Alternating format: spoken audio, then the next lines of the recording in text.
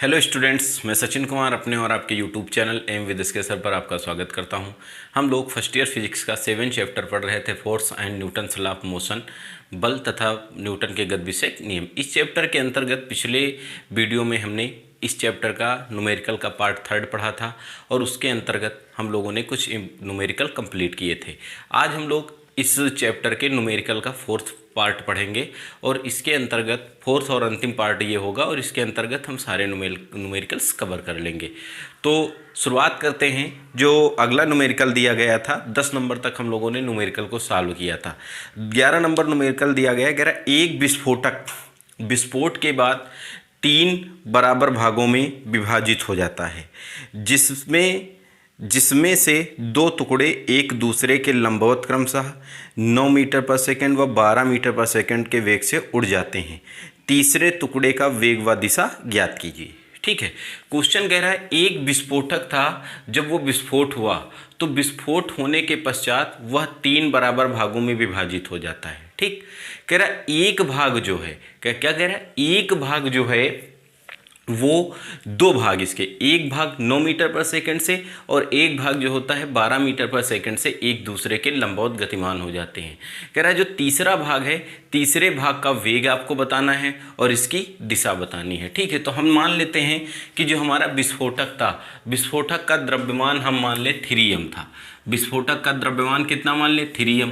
भाई देखिए 3m क्यों मानेंगे, क्योंकि अगर आप m मानोगे तो m भाई 3m/3 3 पार्ट आपको करने पड़ेंगे। ठीक है, द्रव्यमान 3, अगर m आप मानेंगे तो m को 3 बराबर भागों में बांटेंगे तो m/3 आएगा। उसमें थोड़ा आपको समस्या हो सकती। तो हमने मान लिया विस्फोटक का द्रव्यमान कितना था, 3m था।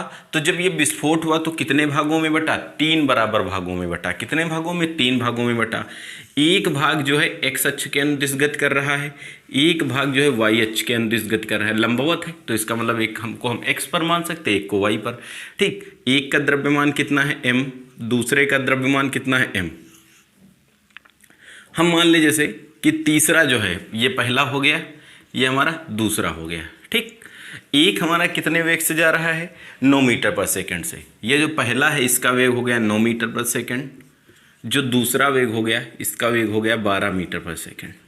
ठीक, हम मान लेते हैं तीसरा वाला जो है इस तरफ गतिमान है।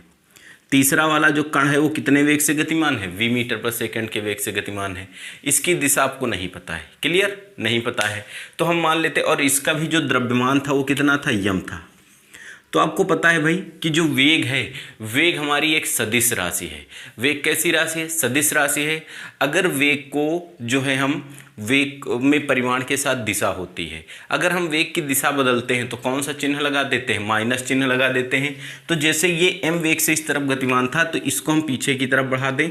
हम मान लें यह जो है इसका भी द्रव्यमान कितना था, m था, और ये कितने वेग से गतिमान था, हम मान लेते हैं ये -v वेग से गतिमान था। कितने वेग से, -v वेग से। कहाँ से, x अक्ष के साथ थीटा कोण पर।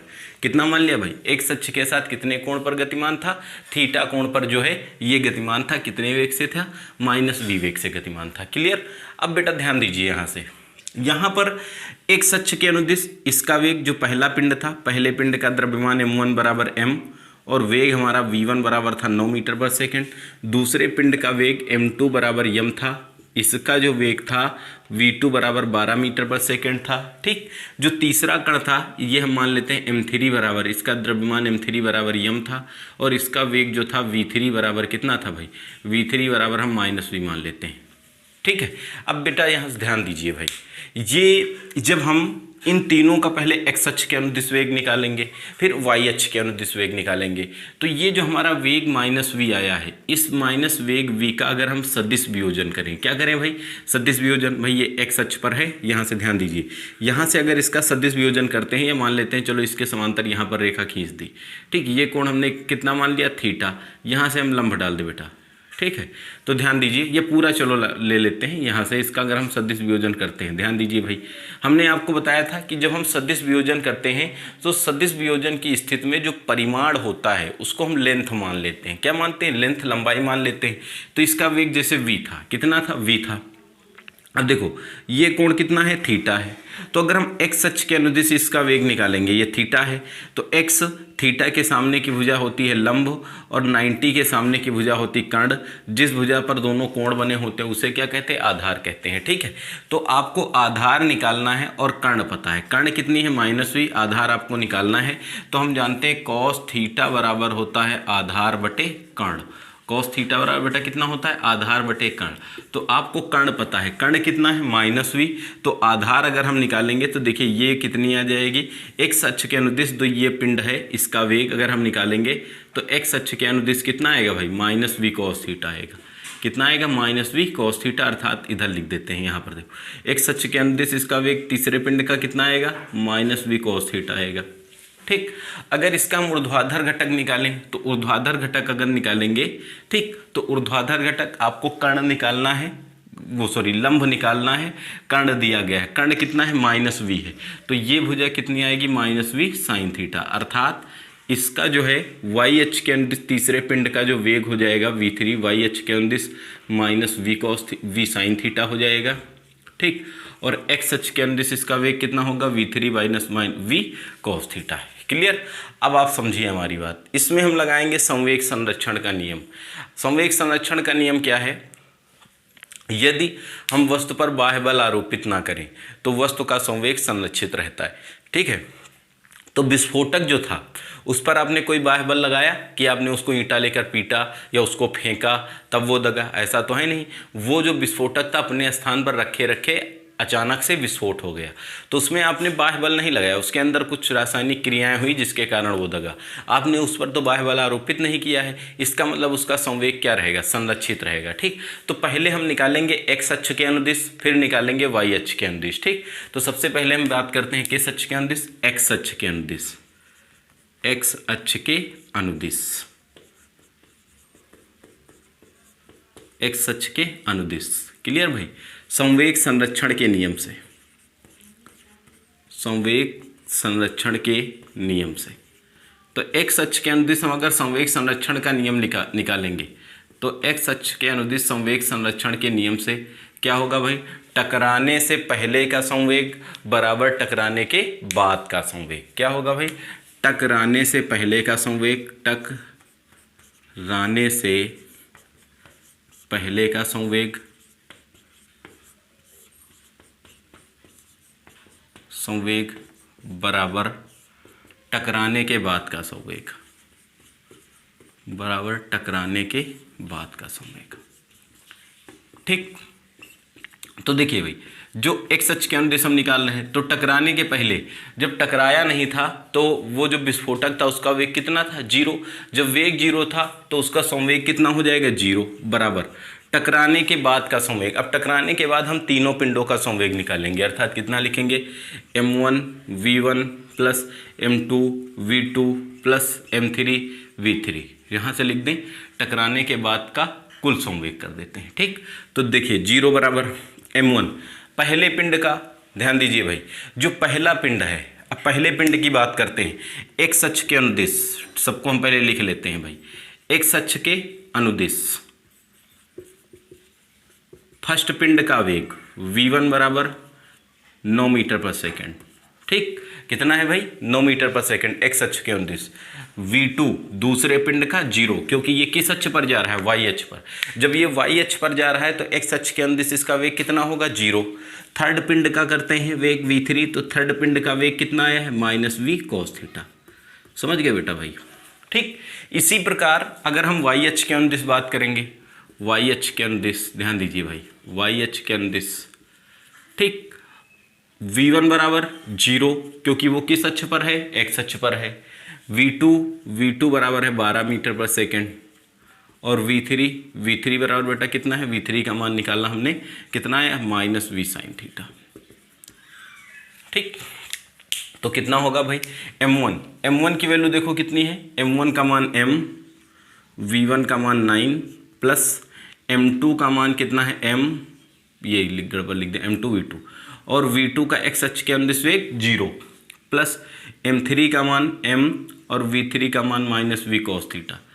देखो भाई, यहाँ से माइनस वी कॉस थीटा का गुणा यम से होगा, minus m v cos theta होगा, इसको पक्षांतर करके इस तरफ ले आते हैं, ये हो जाएगा हमारा एम वी कॉस थीटा बराबर 9m, और m का गुणा 0 से होगा 0, तो m से m कट जाएगा, ये हमारा वी कॉस थीटा बराबर कितना आया 9 आया। इसको मान लेते हैं समीकरण नंबर 1। क्लियर। अब हम यही बात x अक्ष के अनुदिश निकाले हैं, y अक्ष के अनुदिश निकालेंगे। y अक्ष के अनुदिश, y अक्ष के अनुदिश, ठीक है, y अक्ष के अनुदिश हम निकाल लेते हैं किसका, अनुदिश कण का वेग, विस्फोटक का वेग, कण का वेग। ठीक, देखो वही संवेग संरक्षण के नियम से, टकराने से पहले का संवेग बराबर टकराने के बाद का संवेग। संवेग संरक्षण के नियम से क्या लिखेंगे भाई, टकराने के पहले का संवेग बराबर टकराने के बाद का संवेग। तो भाई जब विस्फोटक टकराया नहीं था उसके पहले वो विरामावस्था में था, और जब विरामावस्था में था तो उसका वेग कितना रहा होगा, 0 रहा होगा भाई। तो 0 इज इक्वल टू, देखो भाई अब हम y अक्ष के अनुदिश निकाल रहे हैं, तो y अक्ष के अनुदिश m1 का द्रव्यमान, यही पूरी बात लिखेंगे, m1 v1 plus m2 v2 plus m3 v3 से, ठीक, 0 बराबर, देखो m1 का मान m, v1 y अक्ष के अनुदिश v1 बराबर 0 प्लस m2 का मान m, y अक्ष के इसका अनुदिश वेग 12, m3 का मान m, v3 का मान माइनस वी साइन थीटा, इसको इधर ले आओ माइनस वी साइन थीटा को, ठीक। तो ये उधर माइनस में था, इधर प्लस में आएगा, m v sine theta is equal to 12 m हो जाएगा, यम से यम कट जाएगा, v बराबर कितना आएगा, sine theta is equal to 12। Clear.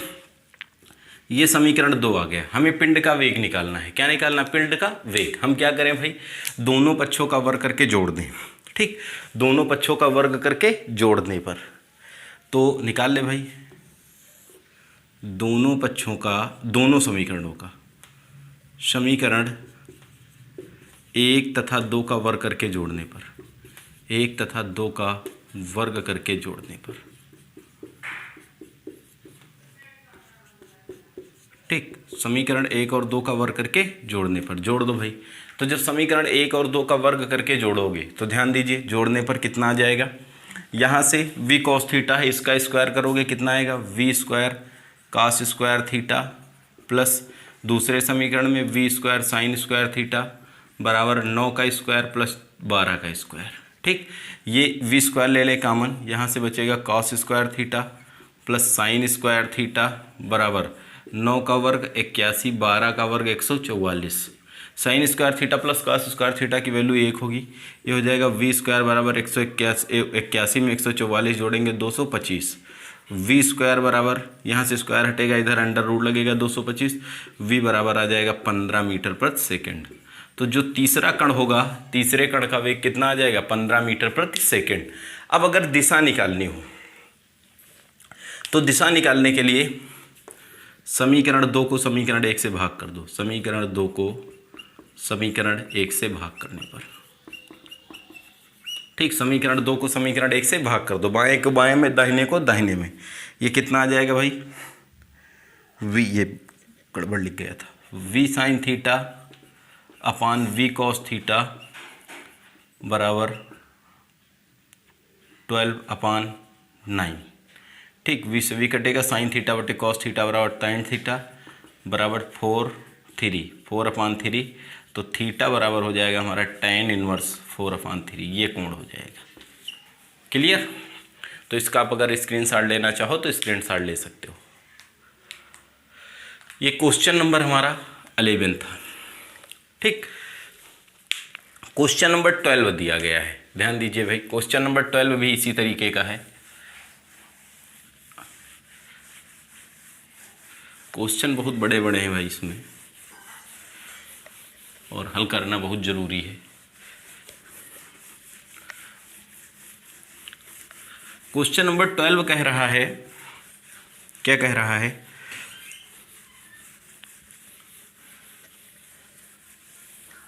देखते हैं भाई क्या कह रहा है।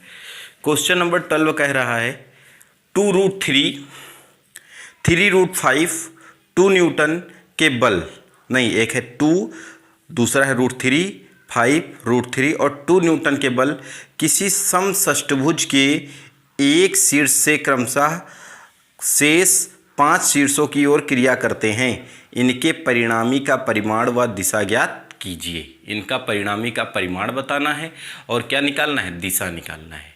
बात समझ में आई भाई। कह रहा है इसका परिणामी का परिमाण बताइए और दिशा बताइए। तो ध्यान दीजिए भाई, यहाँ से समषष्टभुज क्या होता है, ऐसा षष्टभुज या कह सकते हैं इसमें 6 भुजाएं होती हैं, ठीक है। और 6 भुजाएं आपस में क्या है, समान है। थोड़ा बड़ा बनाते हैं, ये हमारा हो गया समषष्टभुज।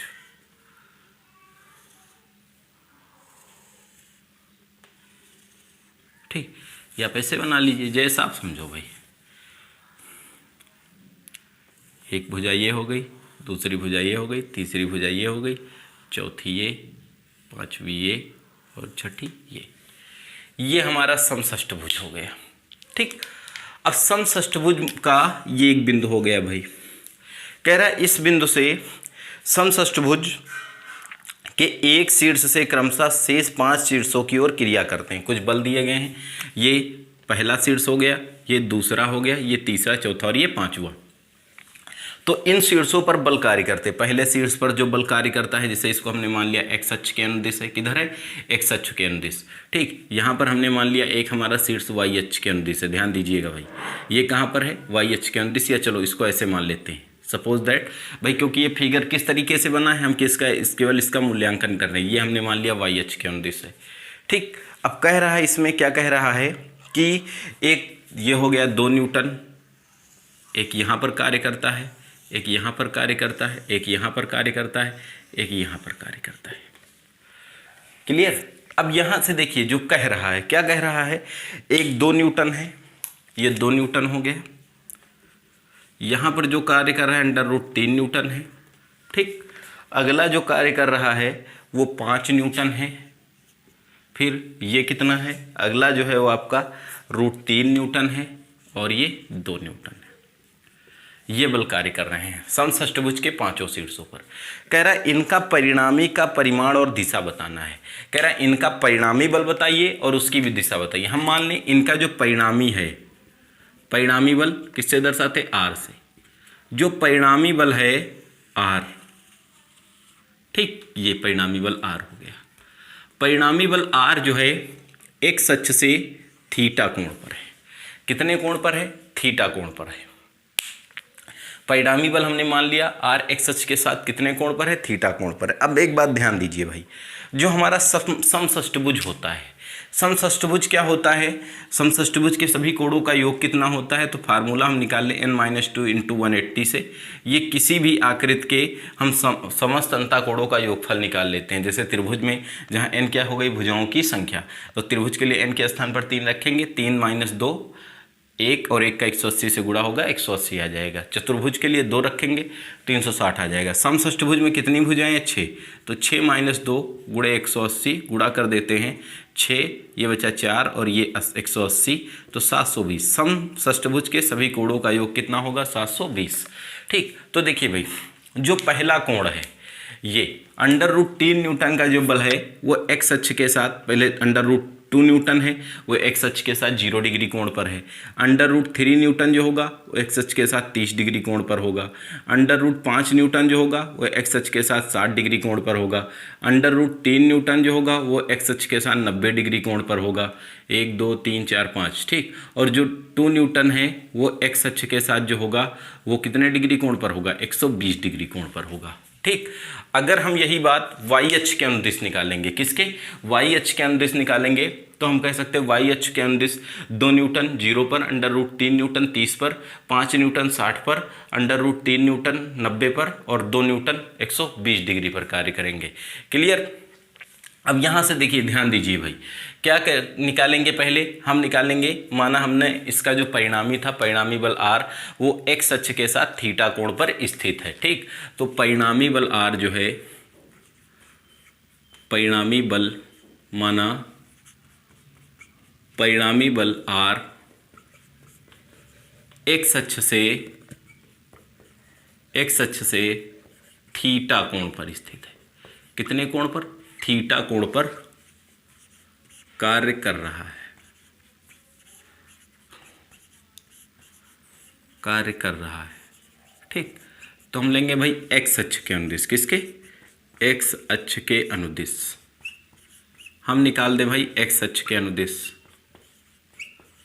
जब हम एक्स अक्ष के अनुदिश निकालेंगे तो देखिए भाई, एक्स अक्ष के अनुदिश जब हम निकालेंगे तो यहाँ से क्या होगा, 2 न्यूटन का बल एक्स अक्ष के अनुदिश। हम परिणामी बल निकाल लें तो और कॉस थीटा बराबर, परिणामी बल और cos theta is equal to x अक्ष के अनुदिश। देखिए पहला कितना बल है, 2 न्यूटन, 2 गुणे कॉस 0। ठीक, ये संगामी बल हमने आपको पढ़ाया था कि अगर किसी एक बिंदु पर कई बल लगे हों तो उनका जो परिणामी होता है उन सभी के योग के बराबर होता है। तो 2 cos 0 √3 न्यूटन। देखिए √3 न्यूटन कितने से है, cos 30 डिग्री, प्लस 5 ये हो जाएगा cos कितने degree, 60 degree, plus √3 cos 0 degree, plus 2 cos 120 degree. देखो सबके कोण हमने लिख दिए। ठीक, ये कितना हो गया भाई, और cos थीटा बराबर, गुणा कर लीजिए, 2 cos 0 का मान 1 प्लस √3 cos 30 का मान 1 बटा cos 30 का मान होता √3/2 प्लस 5 cos 60 का मान 1/2 प्लस ये कितना लिखा भाई, 90 हो गए यहाँ से ना, √3 cos 90 का मान 0 प्लस 2 cos 120 को हम लिख सकते हैं cos 90 प्लस 30 है ना, ये होगा माइनस साइन 30, तो ये आएगा -1/2। ध्यान दीजिए भाई, सॉल्व करिए इसको, तो यहाँ से 2 से 2 कट जाएगा। ठीक, ये कितना आया, r cos theta is equal to 2 1 कम 2 प्लस √3 का गुणा 3 से 3/2 प्लस 5/2 √3 का गुणा 0 से होगा 0 और -1, तो 2 से 1 घटेगा -1। ठीक, 2 से 1 घट गया -1, तो 2 से 1 घटा प्लस 1 आया, 1 प्लस 3/2 प्लस 5/2, इसको जोड़ लेते हैं, 5 3 8 2 10, 10/2 अर्थात ये आएगा। इसको जो हल करेंगे तो और cos थीटा बराबर 1 प्लस 5 3 8/2, तो ये हो जाएगा और cos थीटा बराबर 10/2, 2 पंची 10, r cos थीटा बराबर 5 डिग्री, 5 आया। इसे मान लेते हैं समीकरण नंबर 1। ये कहाँ पर निकाला था हम लोगों ने, एक्स अक्ष के अनुदिश। ठीक है, अब हम निकालेंगे वाई अक्ष के अनुदिश। किसके अनुदिश, वाई अक्ष के अनुदिश। ध्यान दो भाई, वाई अक्ष के अनुदिश निकाल लेते हैं, वाई अक्ष के अनुदिश। देखिए भाई, जब हम वाई अक्ष के अनुदिश निकालेंगे तो कैसे निकालेंगे। ठीक, वाई अक्ष के अनुदिश निकालेंगे तो ये सब साइन थीटा में जाएंगे। किस में जाएंगे, साइन थीटा में। वही अभी वेक्टर वियोजन करते ही ध्यान देते दीजिए आप। ठीक, तो देखो कितना आएगा, और साइन थीटा बराबर, शुरुआत से मानेंगे यहाँ से है ना, 2 न्यूटन 2 × साइन 0 प्लस, ठीक, √3 × साइन 30। ठीक, क्योंकि सारे विकट 30 डिग्री पर होंगे, plus 5 × sine 60 degree, 5 × 60 degree, plus √3 × sine 90 degree, plus 2 × sine 120 degree. ठीक, वैल्यू रखो भाई, ये हो जाएगा हमारा r साइन थीटा बराबर 2 × 0 प्लस √3 × 1/2 प्लस 5 × साइन 60 का मान √3/2। ठीक, प्लस √3 × 1 प्लस 2 × साइन 120 को हम साइन 90 प्लस 30 लिखेंगे, ये हो जाएगा cos 30, ये होगा √3/2। ठीक, साइन 120 का मान कितना होता है, √3/2। ठीक है, अब देखो यहाँ से ये 2 से 2 कटा, यहाँ से कुछ कटेगा नहीं, ये हो गया r साइन थीटा बराबर √3/2, 5 √3/2 √3 प्लस √3, हर बराबर करते हैं भाई, 2 2। ठीक, तो ये आ जाएगा 2 2 4 4 3 7, वो 4 5 9 1 10, ये आएगा हमारा r साइन थीटा बराबर कितना, हाँ देखो भाई, 2 2 4 5 9 1 10 √3/2, इसको काट देते हैं, 2 1 कम 2, 2 पंची 10, r साइन थीटा बराबर आ गया 5 √3 आया भाई। अब परिणामी निकालने के लिए इसे मान लेते हैं समीकरण नंबर 2। कितना मान ले भाई? समीकरण 2। तो हम क्या करेंगे, समीकरण 1 को 2 से भाग कर दें भाई। समीकरण 1 तथा 2 का वर्ग करके जोड़ने पर, 1 तथा 2 का वर्ग करके जोड़ने पर, देखो 1 और 2 का वर्ग करके जोड़ोगे, अगर आप ध्यान दे रहे हो तभी समझ पाओगे कि यहाँ, चलो यहीं से लिख रहे हैं भाई। ठीक, समीकरण 1 और 2 का वर्ग करके जोड़ दो। समीकरण 1 और 2 का वर्ग करके जोड़ने पर, समीकरण 1 तथा 2 का वर्ग करके जोड़ने पर, देखिए ध्यान दीजिए, जोड़ेंगे कैसे? 1 का वर्ग करेंगे, ये आएगा r square cos square theta. 2 का वर्ग करेंगे, ये आएगा r square sine square theta बराबर 5 का वर्ग 25, यहाँ 5 का वर्ग 25 और अंडर रूट 3 का वर्ग 5, 25 3 75। ठीक, इन दोनों में cos sine r square common हो जाएगा। अभी पिछले क्वेश्चन की तरह से sine square theta cos square theta किसके बराबर होगा? 1 के। तो आर स्क्वायर बराबर 10 100, तो आर बराबर कितना आएगा? 10 न्यूटन, अर्थात परिणामी बल बराबर कितना आ जाएगा? 10 न्यूटन। कोण निकालना है, वही पुरानी बात, समीकरण 2 को 1 से भाग कर दो। समीकरण 2 को समीकरण 1 से भाग करने पर, ठीक, बाएं को बाएं में, दाहिने को दाहिने में, ये हो जाएगा आर साइन थीटा बटे और कॉस थीटा बराबर 5 अंडर रूट 3 बटे 5, ये 5 से 5 कट जाएगा, आर से आर, साइन थीटा बटे कॉस थीटा टेन थीटा बराबर रूट 3 है ना। तो टेन थीटा बराबर जो रूट 3 हो, टेन 60 का मान है, कितने का? 60। दोनों तरफ टेन हटेगा, थीटा बराबर कितने डिग्री है? 60 डिग्री आएगा। ठीक, तो यहाँ पर जो परिणामी बल हो जाएगा, वो परिणामी बल एक्स अक्ष के साथ कितने डिग्री कोण पर होगा? 60 डिग्री कोण पर होगा, और उसका मान कितना हो जाएगा? 10 न्यूटन हो जाएगा। इसका स्क्रीनशॉट ले लीजिए भाई आप लोग। ठीक, क्वेश्चन नंबर 13 दिया गया है। समय भी बहुत तेजी के साथ भाग रहा है।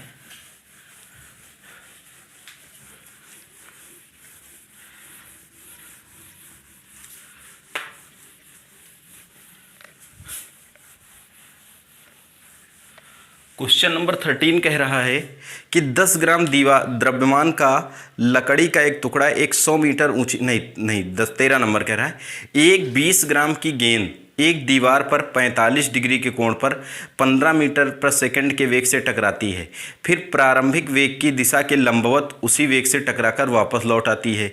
गेंद द्वारा प्राप्त आवेग का परिकलन कीजिए। देखिए भाई, ये आपकी दीवार हो गई। ठीक, एक गेंद जो आई, एक गेंद आई भाई, यहाँ से 15 डिग्री कोण पर टकराई। कितने कोण पर? 15। m बराबर ये कितने वेग से? 15 मीटर पर सेकंड के वेग से टकराती है, और कितना कोण बनाते हुए? 45 डिग्री का कोण बनाते हुए। ठीक, कितना कोण बनाते हुए भैया? 45 डिग्री का कोण बनाते हुए टकराई। ठीक, यही तो कह रहा है ना। फिर कह रहा है प्रारंभिक वेग की दिशा के लंबवत। देखिए भाई, ये टकराई, यहां से कह सकते हैं 45 डिग्री कोण पर टकराई दीवार से। कह रहा है प्रारंभिक वेग की दिशा के लंबवत ये निकली, ये पूरा कोण 90 हो जाएगा, तो ये भी कितना होगा? 45, क्योंकि पूरी दीवार के बीच बना कोण कितना हो जाएगा? 100। भाई ये देखा जाए अगर, तो ये एक सरल रेखा है, सरल रेखा के बीच बना कोण 180 डिग्री होता है, तो ये दीवार के साथ 45 डिग्री कोण पर टकराई थी। फिर कहा गया जहाँ से टकराई थे, आपतित हुई थी, उसके लंबवत, अर्थात ये पूरा कोण कितना हुआ? 90। तो 90 से डिग्री कोण पर जब लौटी तो ये 45, ये 90, 135 से ये 45 बचेगा भाई। ठीक, इसका लंबार्धक कर देते हैं, तो ये भी कितना आएगा? ये ऊपर वाला 45 डिग्री और ये भी 45 डिग्री आ जाएगा। इससे कोई मतलब नहीं। ठीक, ये ऐसे टकराई। कह रहा है फिर प्रारंभिक वेग की दिशा से के लंबवत उसी वेग से टकराकर वापस लौट आती है। इधर 15 मीटर पर सेकंड के वेग से वापस लौट गई भाई। कह रहे हैं भैया बताइए, गेंद द्वारा प्राप्त आवेग का परिकलन कीजिए। तो आवेग हम लोगों ने पढ़ा था भाई। आवेग क्या होता है? आवेग बराबर होता है संवेग परिवर्तन की दर। आवेग क्या होता है भाई? संवेग परिवर्तन। ठीक, हम लोगों ने ये पढ़ा था भाई। देखो, delta P upon delta T बराबर एफ, तो डेल्टा पी बराबर एफ इंटू डेल्टा टी पढ़े थे। ठीक, तो एफ बल तथा सूक्ष्म अंतराल का गुणनफल आवेग कहलाता था। तो संवेग बराबर आवेग बराबर कितना होगा, संवेग परिवर्तन। अब अगर हम इस कण का वेग निकालें भाई, देखिए यहाँ से ये 45 से गया है, इसको यहाँ से थोड़ी देर के लिए अगर हम रचना करें, मिला दें भाई, लंबवत और क्षैतिज घटकों में वियोजित कर लें अगर यहाँ से, तो देखो भाई ये 45 से 15 मीटर पर सेकंड के वेग से गया था। वेग को क्षैतिज और ऊर्ध्वाधर घटकों में वियोजित करें तो देखिए भाई, ध्यान दीजिए यहाँ से थोड़ा सा, ये कोण तो ऐसे दिया नहीं, ये कोण 45 हो जाएगा हमारा, ये 45, ये 45, ठीक। यहाँ से मिलाएं, इसको मिला दिया भाई। ध्यान दीजिए ये अगर 45 है, इसको इससे मिलाया है, तो ये इसके लिए किसका कार्य करेगी, कर्ण का कार्य करेगी थीटा के लिए। ये किसका कार्य करेगी, लंब का। तो ये हमारा आ जाएगा 15 साइन 45 डिग्री, ठीक। और ये कितनी आएगी, 15 कॉस 45 डिग्री। अब ये हम बार बार नहीं बताएंगे भाई, ठीक है, क्योंकि ये आधार है, कर्ण दिया है, आधार निकालना है cos 45। इसी प्रकार यहाँ के लिए आप लंब डालेंगे ऐसे, जब यहाँ से आप लंब डालेंगे इस तरीके से, तो देखिए ये भी कितनी आएगी, 15 cos 45, और ये कितनी आएगी, ये वाली भुजा 15 साइन 45। तो अगर ये 15 साइन 45 थी तो ऊपर वाली ये भी हो जाएगी 15 साइन 45, क्योंकि वह इसके समांतर है, ठीक। नीचे वाली भी हो जाएगी 15 साइन 45। संवेग कैसी राशि है, सदिश राशि है। संवेग कैसी राशि है, सदिश राशि। तो देखिए 15 cos 45 और 15 cos 45 जो लंबवत घटक हैं वो एक दूसरे से विपरीत हैं। कहाँ है, एक दूसरे से विपरीत, अतः ये एक दूसरे को परिमाण में भी समान है और दिशा में विपरीत है, अतः एक दूसरे को निरस्त कर देंगे। लेकिन यहाँ पर जो आएगा ये संवेग परिवर्तन में होने वाले इनके वेग के गुणनफल के बराबर हो जाएगा, ठीक है। तो यहाँ से हम निकाल ले भाई, आवेग बराबर होता है संवेग परिवर्तन।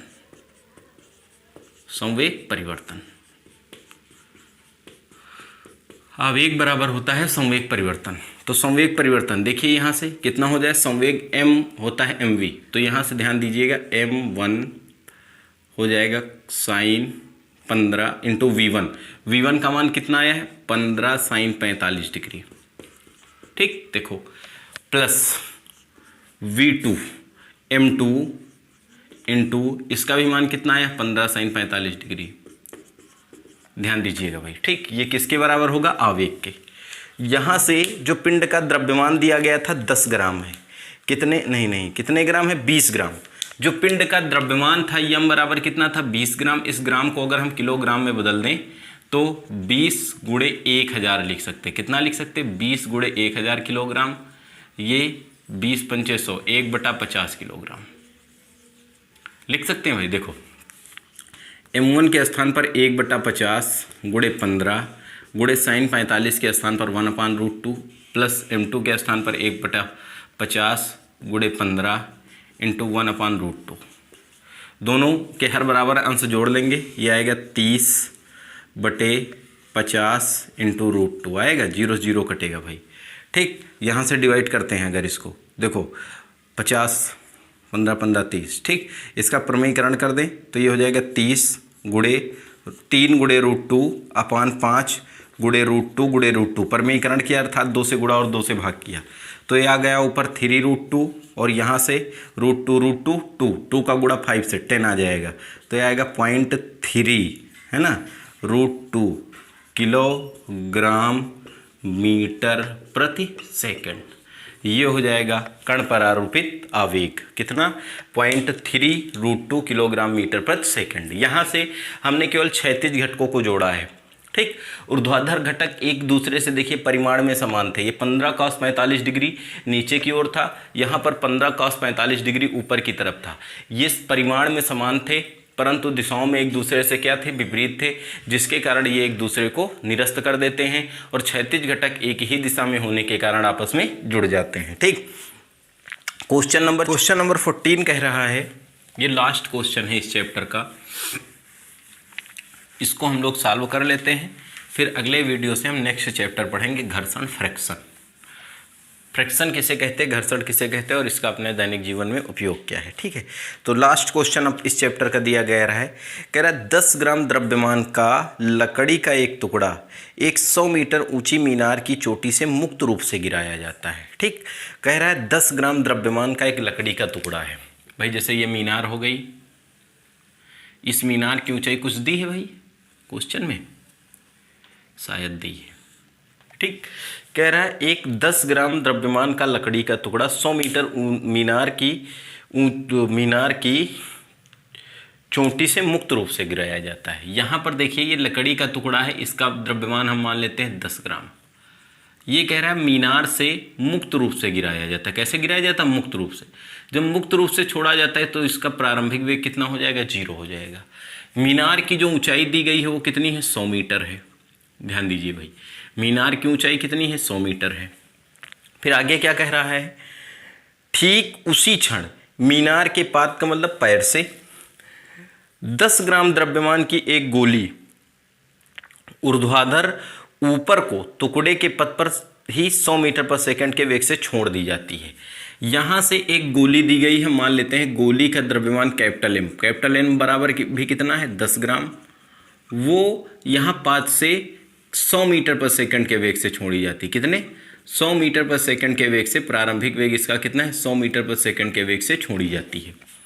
कह रहा है बताइए, छोड़ी जाती है, कह रहा है बताइए, परिकलन कीजिए, गोली और लकड़ी का टुकड़ा कब और कहाँ मिलेंगे? गोली और ये लकड़ी का टुकड़ा जो है एक दूसरे से कब और कहाँ मिलेंगे? तो देखिए सबसे पहले हम यहाँ से मान लेते हैं, माना लकड़ी के टुकड़े का द्रव्यमान, लकड़ी के टुकड़े का द्रव्यमान,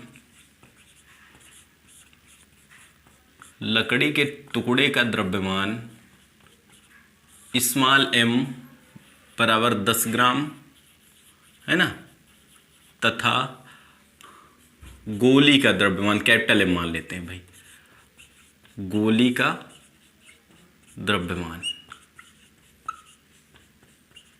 कैपिटल M बराबर कैपिटल M बराबर कितना है? 10 ग्राम। अब देख यहाँ से हम मान लेते हैं एक चीज़ और।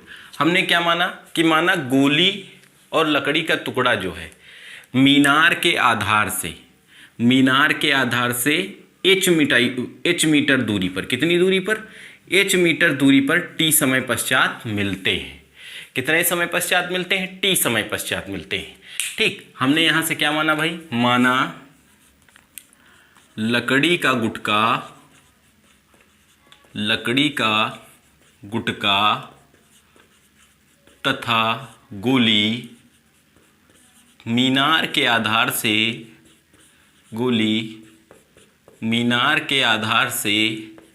h ऊंचाई पर, मीनार के आधार से h ऊंचाई पर कितने समय पश्चात? t समय पश्चात मिलते हैं। t समय पश्चात मिलते, ठीक, t समय पश्चात मिलते हैं। ध्यान दीजिएगा भाई। तो अगर मीनार के आधार से हमने कितना माना है? h ऊंचाई पर ये t समय पश्चात मिलते हैं, तो बताइए भाई मीनार के शीर्ष से इसकी ऊंचाई कितनी हो जाएगी? 100 माइनस h। मीनार के शीर्ष से कितनी ऊंचाई हो जाएगी? 100 माइनस h।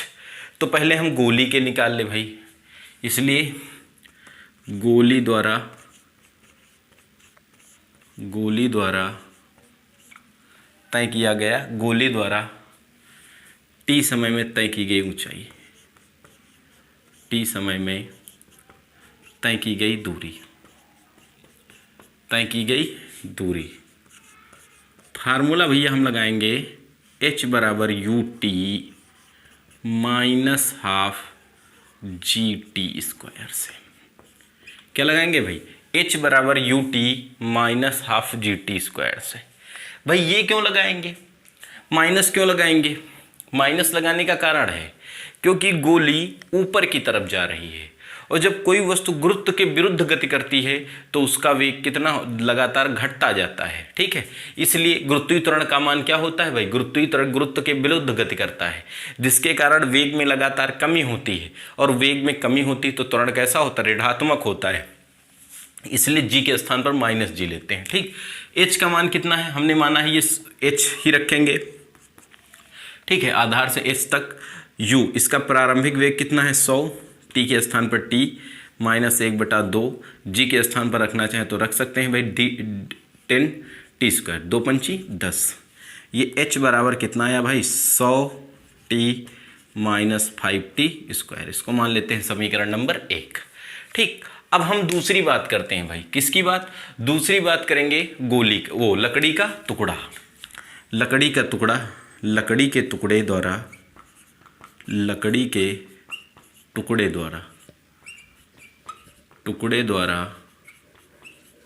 ठीक, टी समय में तय की गई दूरी, टी समय में तय की गई दूरी या ऊंचाई। तो लकड़ी के टुकड़े द्वारा अगर हम टी समय में तय की गई दूरी निकालेंगे तो देखिए भाई लकड़ी का टुकड़ा कितनी दूरी तय करता है, यही फार्मूला लगाएंगे, h बराबर U T plus half G T square से। ठीक, लकड़ी का टुकड़ा मुक्त रूप से छोड़ा जाता था, ऐसे जैसे जैसे यहाँ पर है इसको छोड़ दिया तो क्या इसको कोई प्रारंभिक वेग दिया, पहले किस अवस्था में, विरामावस्था में, जब छूटा तो इसका कुछ वेग रहा होगा भाई। ठीक है, तो एच हमने कितना माना है, ये भाई जब हमने माना था कि आधार से एच ऊंचाई पर मिलेंगे तो टोटल ऊंचाई 100 थी, तो गोली को कितनी दूरी तय करनी पड़ेगी, 100 से हम एच को घटा देंगे तो कितनी आएगी 100 माइनस एच, एच के स्थान पर रखेंगे हम 100 माइनस एच बराबर यू, यू का मान प्रारंभिक वेग 0, टी के स्थान पर टी प्लस का 1/2 है ना, 1/2,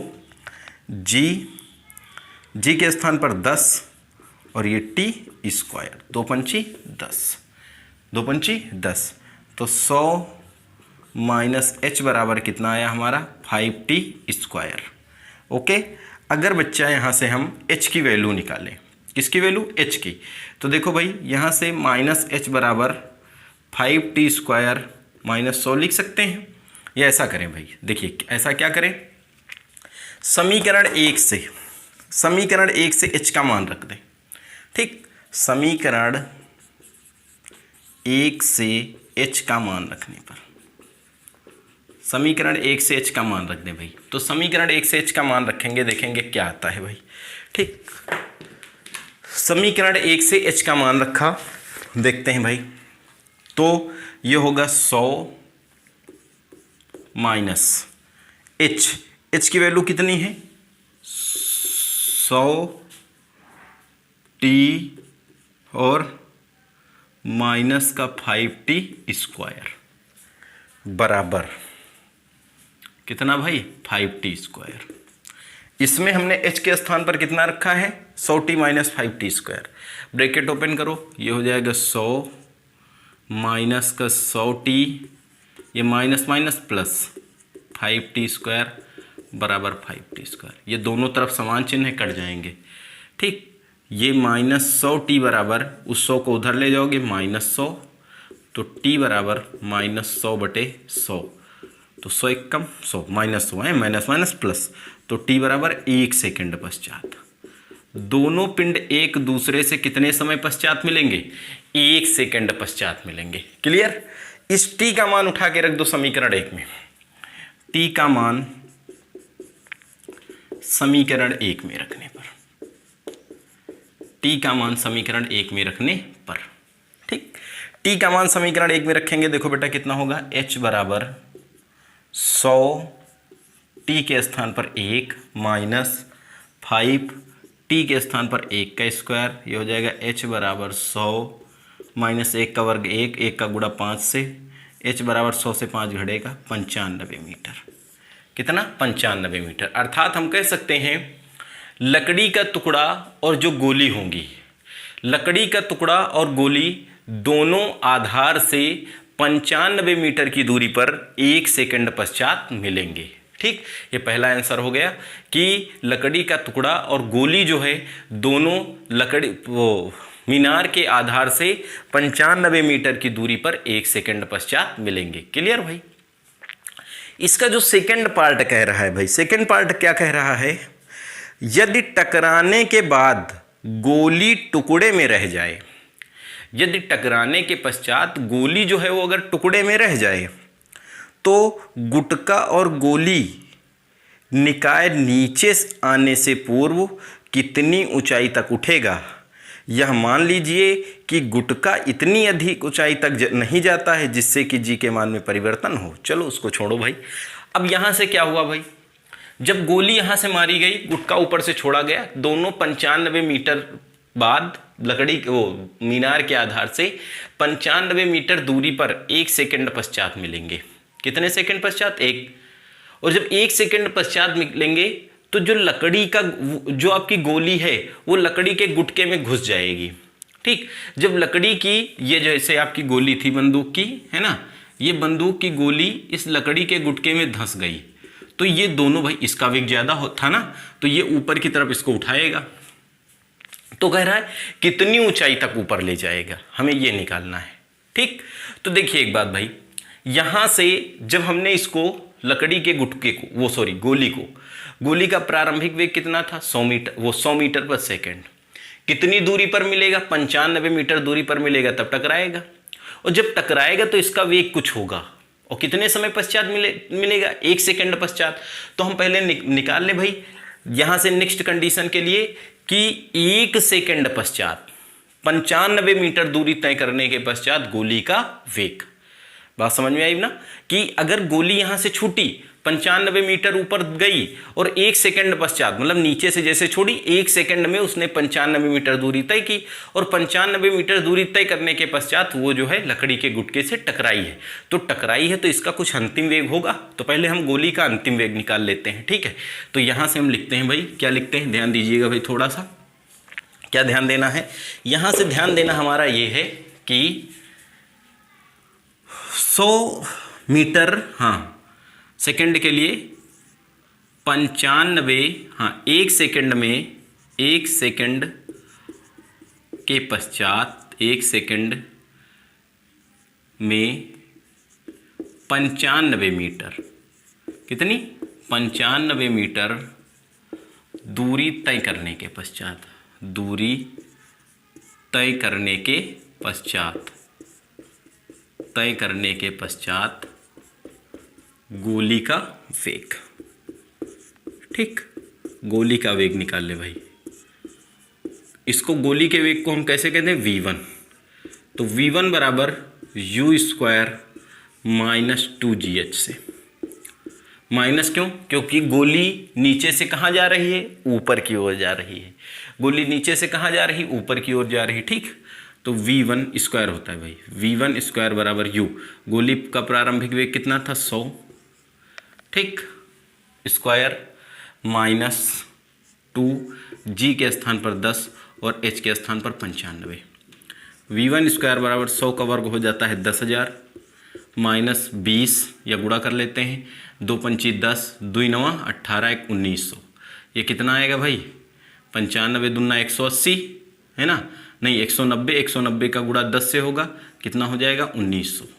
ठीक, अब हम यहाँ से गोली का वेग 100 था ना, 1000 से 1900 को घटा दें, 10,000 से 1900 को घटाते हैं भाई, ये बचा 0, ये बचा 0 है ना, ये 10 से 9 गया, 1 बचा, और 9 से 1 गया, 8100। कितना आएगा?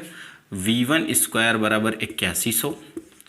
तो v1 बराबर √8100, और ये कितने का वर्ग हो जाएगा? 90 का। 9 गुणे 9 गुणे 100 लिख सकते हैं। तो v1 बराबर 80 मीटर पर सेकेंड। तो टकराने के पश्चात भाई, अर्थात जब गोली पहले कितने वेग से जा रही थी? 100 मीटर पर सेकेंड के वेग से जा रही थी। जब ये गोली लकड़ी के टुकड़े से टकराई है, तो टकराने के पश्चात इसका वेग कितना हो गया? 80 मीटर पर सेकेंड हो गया। कितना हो गया भाई? 80 मीटर पर सेकेंड हो गया, वेग में कमी आ गई है भाई। ठीक, अब देखिए भाई, इसी प्रकार जब आप लकड़ी का टुकड़ा ऊपर से छोड़ते हो, जब लकड़ी का टुकड़ा ऊपर से हम छोड़ते हैं तो h का मान 95 है, 100 से 95 घटेगा, कितना बचेगा? 5 मीटर बचेगा। ठीक, और कितने समय, अर्थात जो लकड़ी का टुकड़ा था उसने 1 सेकंड में 5 मीटर दूरी तय की। तो 1 सेकंड में जब 5 मीटर उसने दूरी तय की है तो उसका कुछ वेग रहा होगा। तो हम यहां से निकाल लें भाई, 1 सेकंड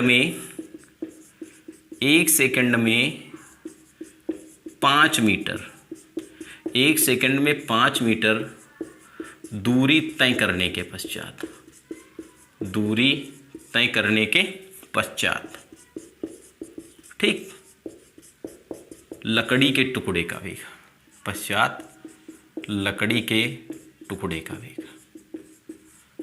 भाई 1 सेकंड में 95 मीटर दूरी तय करने के पश्चात हम निकाल लें लकड़ी के टुकड़े का वेग। v स्क्वायर बराबर, इसको v2 स्क्वायर कहते, तो v2 स्क्वायर बराबर u स्क्वायर प्लस 2gh से, ध्यान दीजिएगा, v2 स्क्वायर बराबर u का मान, गोली का प्रारंभिक वेग कितना था 0 प्लस 2, g के स्थान पर 10 और h के स्थान पर 5, 5 दूनी 10, 10 दामा 100, तो v2 का मान डायरेक्ट आ जाएगा 10 मीटर पर सेकंड। अर्थात टकराने के जब टकराएगी तो टकराने के पश्चात इसका वेग कितना होगा, 10 मीटर पर सेकंड हो जाएगा। अब भैया यहाँ से हमको कुछ मिटाना पड़ेगा क्वेश्चन अपना सॉल्व करने के लिए। ये हम ऊपर का भाग मिटा रहे हैं, ध्यान दीजिए भैया, थोड़ा कष्ट तो होगा ही, है ना, तो समझना है हमको। अब देखिए भाई, इतनी चीज़ें निकाल ली, ठीक। टकराने से पहले 80 मीटर पर सेकंड था, गोली का वेग टकराने के बाद 80 मीटर पर सेकंड और इसका हुआ 10 मीटर पर सेकंड। भाई जब गोली गई उससे टकराई तो क्या इसमें आपने कोई बाह्य बल आरोपित किया है, कोई बाह्य बल आरोपित नहीं किया है, तो इसलिए हम संवेग संरक्षण का नियम लगाएंगे, टकराने से पहले का संवेग बराबर टकराने के बाद का संवेग। बात समझ में आई भाई। यहाँ से हम लगा दें भाई संवेग संरक्षण के नियम से, संवेग संरक्षण के नियम से। अब हम मान ले भाई जब गोली जो थी वो उससे टकराई है, किससे, लकड़ी के टुकड़े से, तो भाई जब गोली लकड़ी के टुकड़े से टकराई और इसी में फंस गई है तो दोनों का हम कुल द्रव्यमान ले लेंगे ना भाई। जैसे लकड़ी का द्रव्यमान था पहले कुछ m1 था और इस स्मॉल m था, और गोली का द्रव्यमान कितना था, कैपिटल M। अब जब दोनों आपस में फंस गए हैं तो इनका संयुक्त द्रव्यमान कितना होगा, m प्लस m, और इनका हम संयुक्त वेग मान ले कितना था, v मान ले, ठीक। संवेग संरक्षण के नियम से हम यहाँ से मान ले भाई, संवेग संरक्षण के नियम से टकराने से पहले का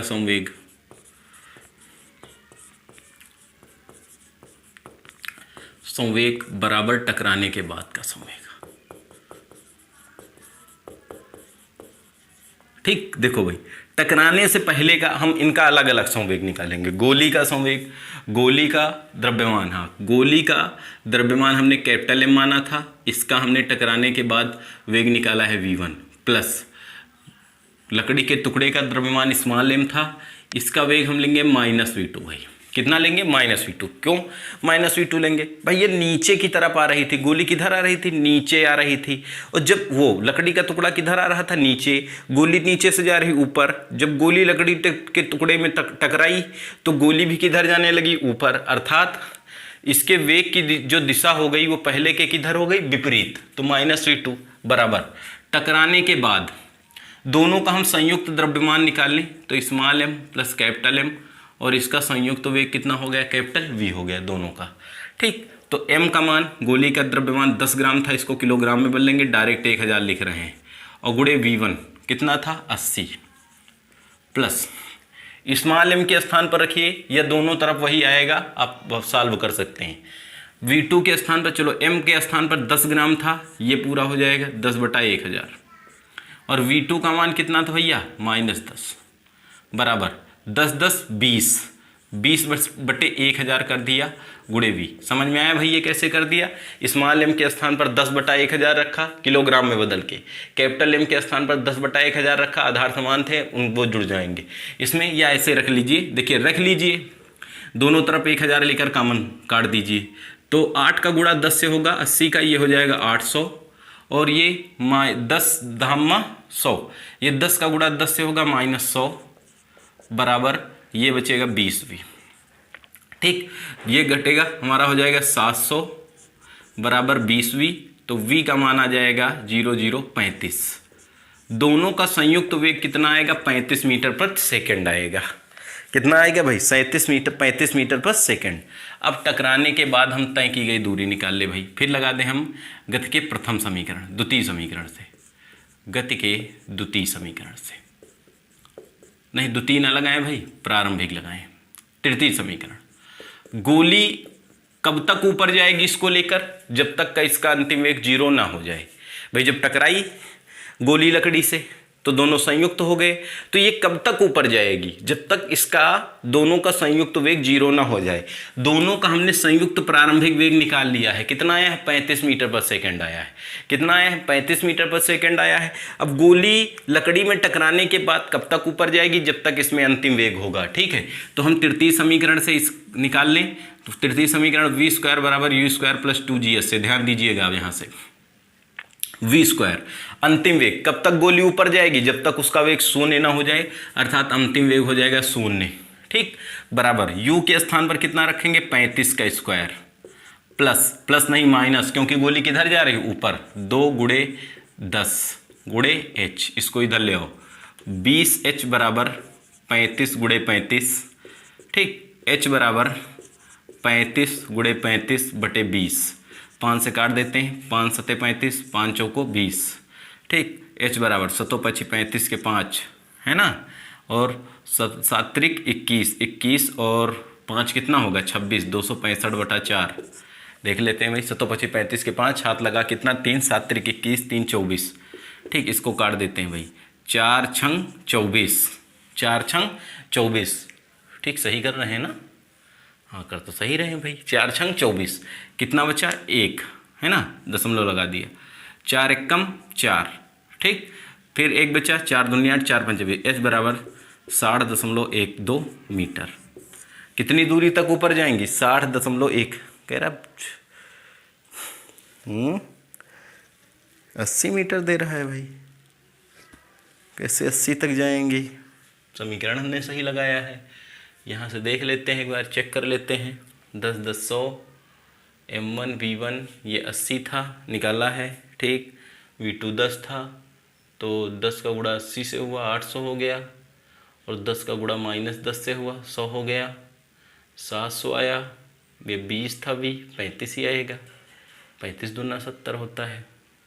ठीक, 35 20 कर दिया, 5 से काट दिया, 5 सते 35, 5 चौको 20, 60 समथिंग आएगा भाई। इसमें कुछ हमने अगर फॉल्ट नहीं की है तब।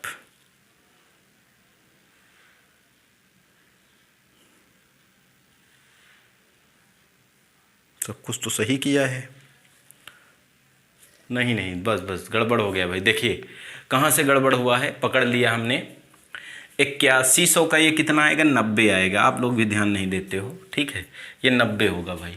यहाँ से 90 रखेंगे। ठीक, तो 90 रखेंगे भाई। यहाँ से ये हो जाएगा हमारा 90 का गुणा 10 से होगा 900, 9 से 100 घटेगा 800, ये आएगा 40। ठीक, यहाँ पर रखेंगे, ये 40 का वर्ग करेंगे, तो ये 40 का वर्ग हो जाएगा 40 गुणे 40। ठीक, तो h बराबर आ जाएगा, काट देते हैं भाई, 20 दूना 40, h बराबर 80 मीटर।